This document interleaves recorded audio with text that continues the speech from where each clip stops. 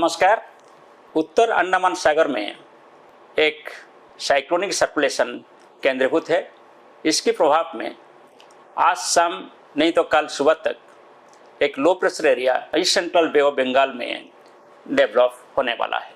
ये लो pressure area पश्चिम उत्तर पश्चिम दिशा में गति करते हुए 22 तारीख सुबह तक एक डिप्रेशन में इंटेंसिफाइड होगा और 23 तारीख को फर्दर इंटेंसिफिकेशन होते हुए एक साइक्लोनिक स्टॉर्म में परिणत होगा सेंट्रल बे ऑफ बंगाल में।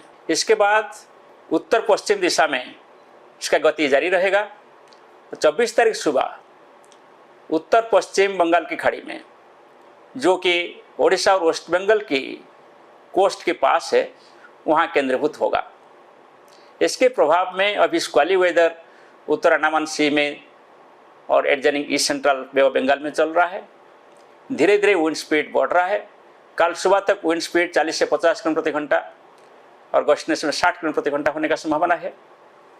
और 24 तारीख को जब ओडिशा वेस्ट बंगाल कोस्ट के आसपास उत्तर पश्चिम बंगाल खाड़ी में यह केंद्रीभूत होगा, तब इसका विंड स्पीड धीरे धीरे बढ़ते हुए 100 से 120 किलोमीटर प्रति घंटा होने का संभावना है। और ये विंड स्पीड एक सीवियर साइक्लोनिक स्टॉर्म का विंड स्पीड है।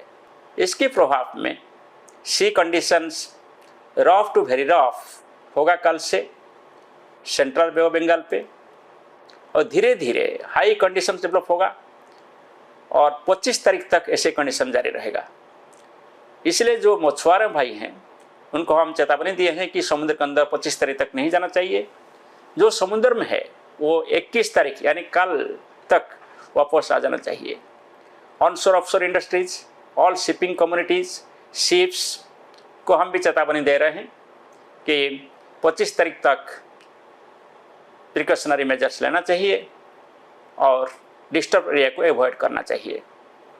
जो व्यक्ति या टूरिस्ट अंडमान आइलैंड्स गए हैं वो सभी सतर्क होना चाहिए।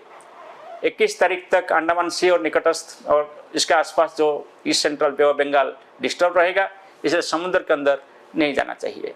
ये जो संभाव्य साइक्लोनिक स्टॉर्म है, इसका सबसे ज़्यादा प्रभाव ओडिशा और वेस्ट बंगाल पर होने का संभावना है। 23 तारीख से ओडिशा और वेस्ट बंगाल की जो तटीय इलाका है वहाँ रेनफॉल शुरू होगा। एक दो जगह पर हेवी रेनफॉल हो सकता है। 24 और 25 तारीख में सबसे ज़्यादा बारिश होने का संभावना है। फ्यू प्लेसेस में heavy to very heavy rainfall और आइसोलेटेड प्लेसेस में एक्सट्रीमली हेवी रेनफॉल यानी 20 से 30 सेंटीमीटर तक बारिश होने का संभावना है। इस बारिश की वजह से लो लाइंग एरियाज में इनंडेशन हो सकता है।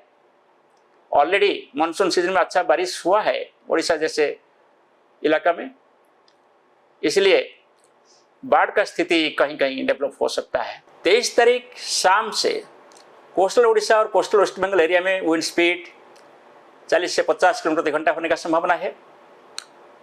और ये विंड स्पीड धीरे धीरे बढ़ते हुए 24 तारीख रात से शुरू करके 25 तारीख सुबह तक सबसे ज़्यादा रहेगा। वो विंड स्पीड 100 से 120 किलोमीटर प्रति घंटा होने का पूर्वानुमान किया गया है। हमारा ये सभी पूर्वानुमान और सतर्क सूचना ओडिशा, वेस्ट बंगाल, आंध्र प्रदेश और सभी स्टेक होल्डर्स को दिया जा रहा है। हम कंटिन्यूसली इसको मॉनिटरिंग कर रहे हैं। अभी हम लैंडफॉल कहाँ होगा इसका पूर्वानुमान नहीं दिए हैं। जब ये लो प्रेशर या डिप्रेशन में परिणत हो जाएगा तब हम लैंडफॉल पॉइंट, लैंडफॉल टाइम और लैंडफॉल टाइम सबसे ज़्यादा इंटेंसिटी यानी विंड कितना होगा इसका विवरण प्रदान करेंगे। संभाव्य चक्रवात को देखते हुए भारत मौसम विज्ञान विभाग आज ओडिशा और वेस्ट बंगाल कोस्ट के लिए प्री साइक्लोन वॉच जारी किए हैं। हम रेगुलरली द साइक्लोन डिस्टर्बेंस को मॉनिटरिंग कर रहे हैं, सतर्क सूचना जारी कर रहे हैं सभी state governments, concern stakeholders और पब्लिक को। आप गुजब में बिलीफ मत करिए। भारत मौसम विज्ञान विभाग का द्वारा दिए गए वार्निंग को ग्रहण करिए और इसके ऊपर अर्ली एक्शन लीजिए। हमारे पूर्व सूचना को आप ध्यान से देखिए और हम इसका अपडेट फिर कल प्रदान करेंगे। धन्यवाद।